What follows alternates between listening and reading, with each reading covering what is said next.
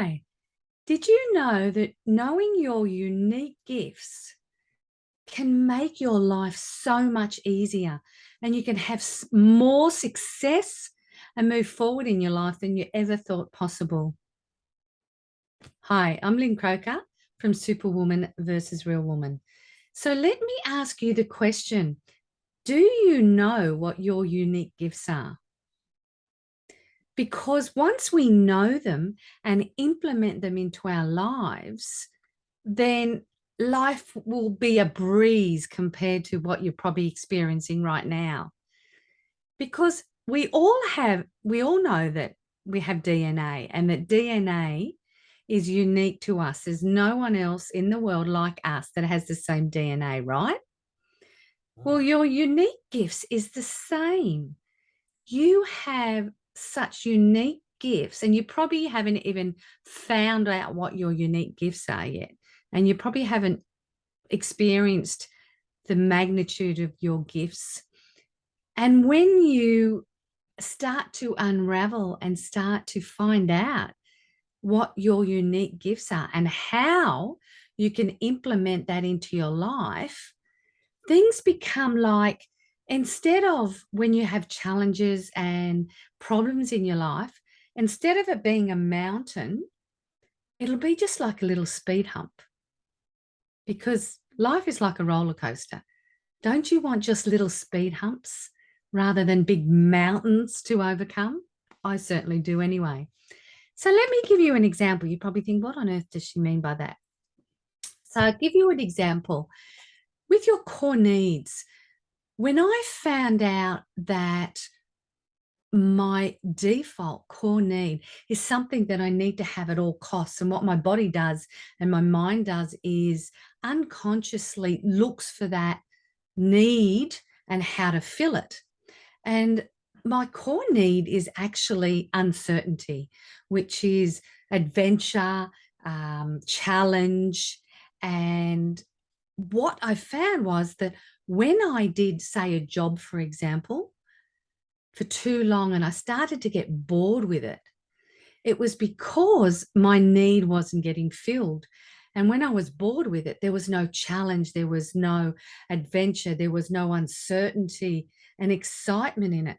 So often, before I realized this, I would sabotage myself and end up either losing the job or leaving the job, or just not being happy and fulfilled in that job for that reason. Even when I was a paramedic, the job became so boring when I've been doing it for so long that my need wasn't getting filled and I wasn't happy at all in my job.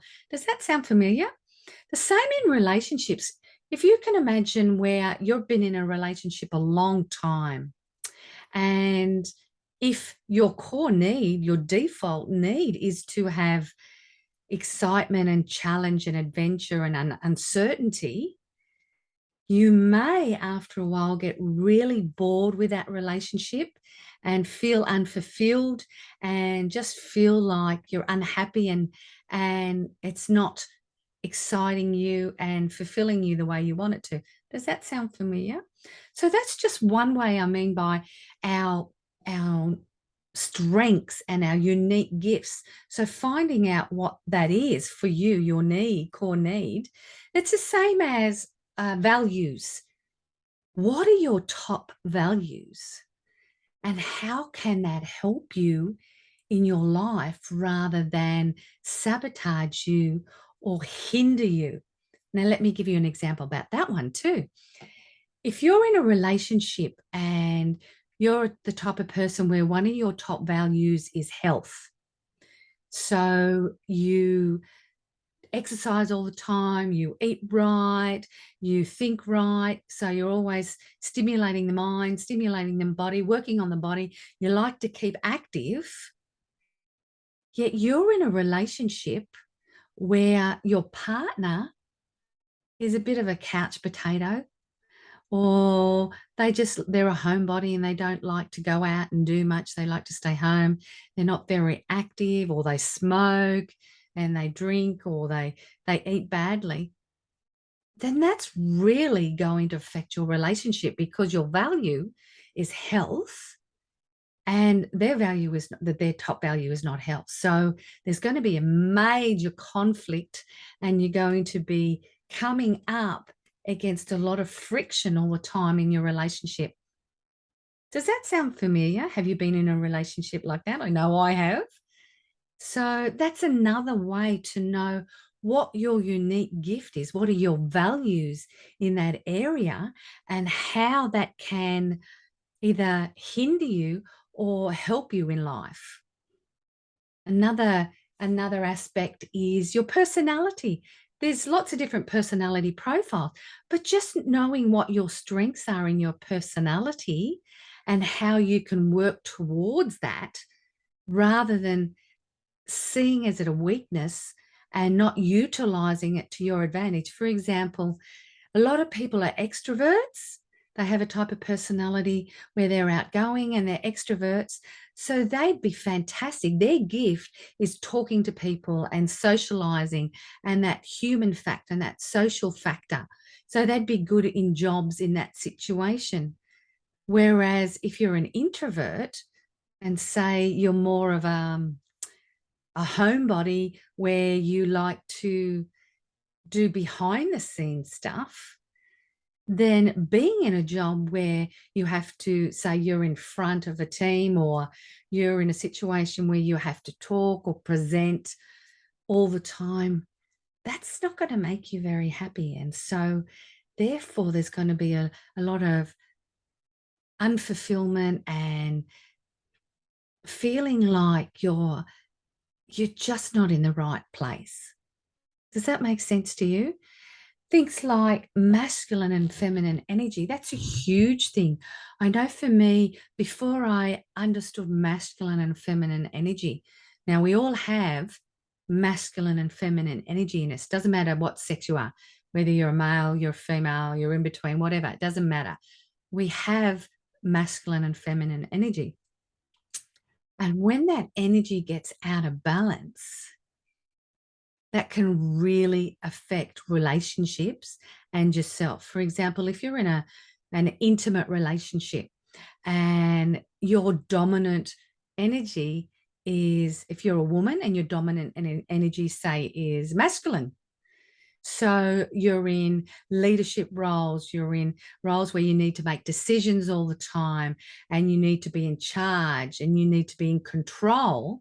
That's a masculine energy.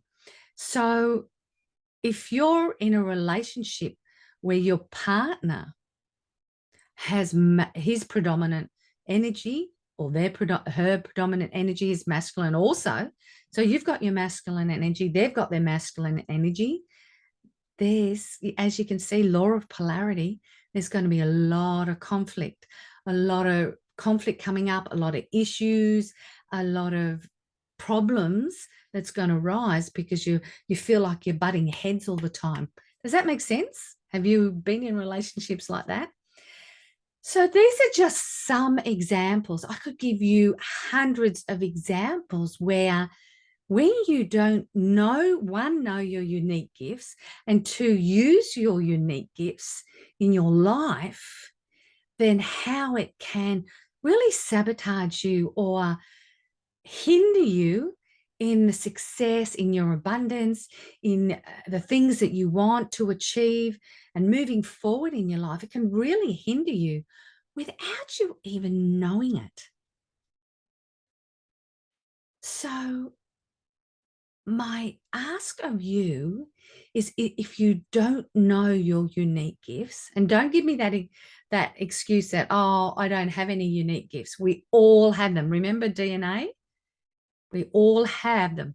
It's just a matter of identifying what your unique gifts are, because a lot of us don't know what they are.